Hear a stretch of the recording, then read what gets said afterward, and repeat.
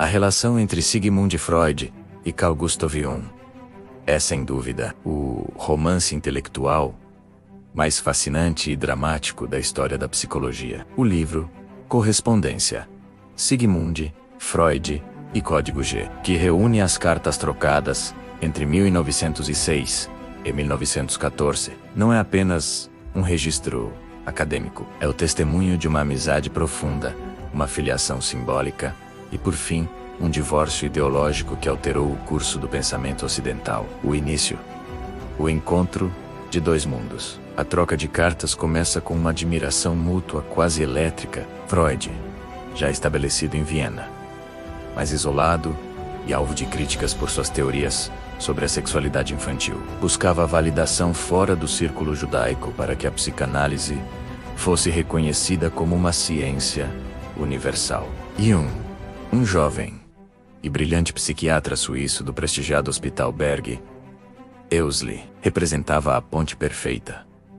Ele era cristão, acadêmico e trazia consigo o rigor dos experimentos de associação de palavras. Nas primeiras cartas, vemos um Freud quase sedutor, que rapidamente projeta em Jung o papel de filho e herdeiro. Ele escreve com a urgência de quem encontrou o Josué, que cruzaria a terra prometida da ciência. Jung, por sua vez, responde com a reverência de um discípulo, embora, desde o início, já mostrasse sinais de uma independência intelectual que Freud, talvez por desejo de controle, preferiu ignorar. A dinâmica pai e filho. O livro revela uma dinâmica profundamente edipiana, menos o que é irônico, dado que o complexo de Édipo era o pilar central da teoria freudiana. Freud via a si mesmo como o patriarca e Jung como o príncipe herdeiro, termo que ele realmente utiliza. Essa pressão era imensa. Para Freud, Jung era a garantia de que a psicanálise sobreviveria a ele. Para Jung, Freud era um mentor que validava suas intuições, mas que também exigia uma lealdade dogmática que Jung começava a achar sufocante. As rachaduras na estrutura, conforme as cartas avançam para os anos de 1910 e 1911, o tom começa a mudar. As divergências teóricas que antes eram discutidas como nuances tornam-se abismos.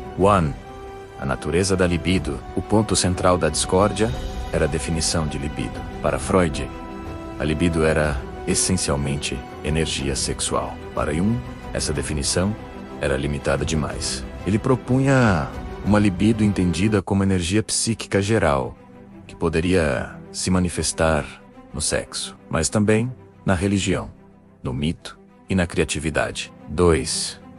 O inconsciente coletivo versus individual.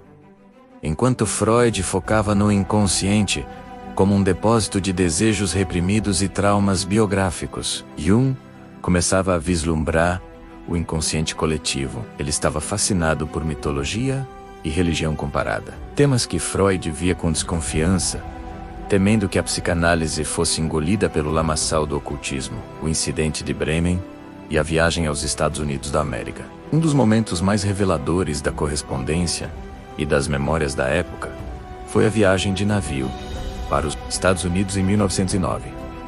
Passando 7 semanas juntos, eles analisavam os sonhos um do outro diariamente. O conflito atingiu o ápice quando Freud se recusou a fornecer detalhes de sua vida pessoal para a interpretação de um sonho, alegando que perderia sua autoridade. Jung retrucou que, naquele momento, Freud já havia perdido. As cartas mostram que, a partir daí, o respeito profissional começou a ser corroído pelo ressentimento pessoal. E Jung passou a notar desmaios de Freud em sua presença, interpretando-os como uma reação psicossomática à sua resistência em seu filho obediente. O clímax e a ruptura, 1912-1914. A publicação da obra de Jung, Transformações e Símbolos da Libido, foi o golpe final. No livro, Jung desafiava abertamente a teoria sexual de Freud.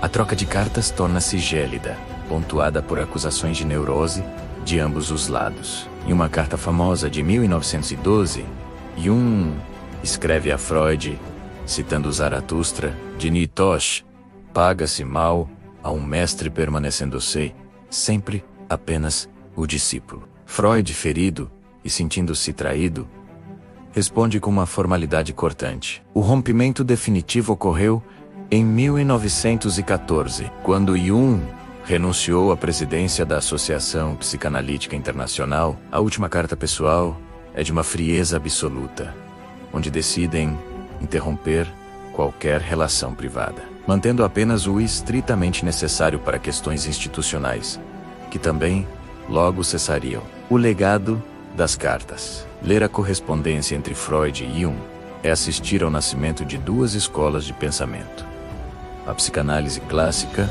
e a psicologia analítica. O que o livro nos ensina hoje? A vulnerabilidade dos gênios. Vemos Freud como um homem inseguro quanto ao seu legado e Jung como um buscador inquieto, muitas vezes arrogante. A ciência como paixão. A ciência não é feita apenas de dados, mas de egos, afetos e projeções. A necessidade do conflito. Sem essa ruptura dolorosa, Jung talvez nunca tivesse formulado seus conceitos de arquétipos e individuação com tanta força, e Freud talvez não tivesse refinado sua metapsicologia para responder aos críticos. Conclusão. Livro de Correspondências é uma tragédia em 3 atos. Começa com a esperança de uma união que mudaria o mundo, passa pela tensão da individualidade e termina em um silêncio que duraria até a morte de Freud, em 1939. Para o leitor interessado na mente humana, essas cartas são um mapa da mina. Elas mostram que por trás das grandes teorias, existem homens de carne e osso, cujas dores, orgulhos e amizades moldaram a forma como entendemos a nós mesmos hoje. A separação foi necessária para que ambos pudessem ser plenamente quem eram. Como Jung escreveu anos depois, a sombra de Freud era grande demais para que ele pudesse crescer sob ela.